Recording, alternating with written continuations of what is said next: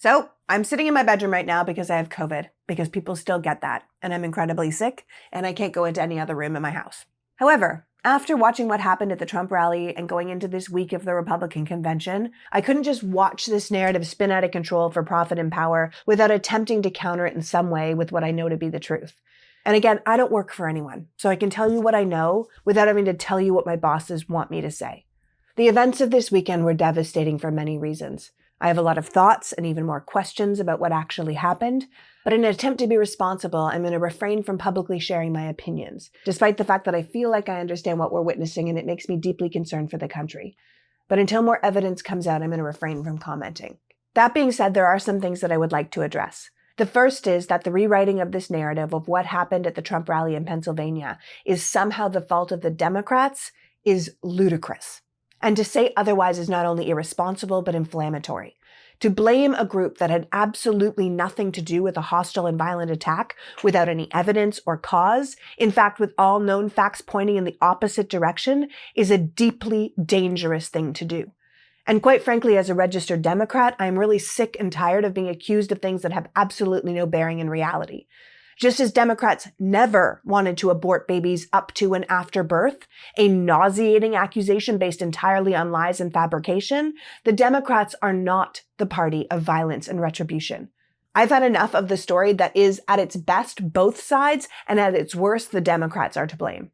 I've heard people say we're all responsible for this escalation, that we are all responsible for this violence. And to that I say, no, we are not. We are not all responsible. Only one side has been using rhetoric like bloodbath and vermin.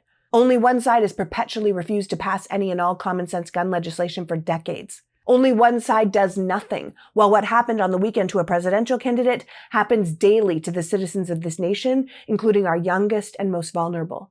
Only one party poses with weapons of war on their Christmas card. Only one side violently stormed the Capitol to bring violence on their political rivals after losing an election. Only one side replaced their American flag lapel pins with AR-15s, and only one side talks with excitement about a second civil war. A Democrat didn't do this. It wasn't a trans person or a drag queen or Antifa. This wasn't a member of the LGBTQIA community. It wasn't a black person or a Muslim or Jewish person. This wasn't a peaceful protester. This was a young, white, Christian, conservative male with access to a weapon he had no business wielding. The fact that this was even allowed to happen was either a gross dereliction of duty on the part of the Secret Service and law enforcement, or an event that was allowed to occur. Nothing in this situation adds up. One man is dead, numerous more are injured, but this is just another day in the violent land America has become.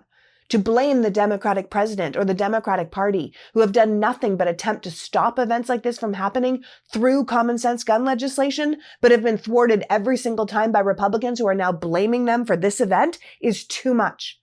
No matter what we learn in the coming days and weeks, I'm tired of the stories and the lies and the wrong people being blamed.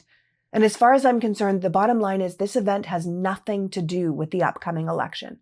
What happened on the weekend changes nothing about either candidate, their policies, or their visions for America. And as Trump's convention begins, I suggest we remember that. One man still wants to be a dictator, while the other spent the weekend showing us what presidential really looks like. One man will talk about unity, but the other actually believes in it.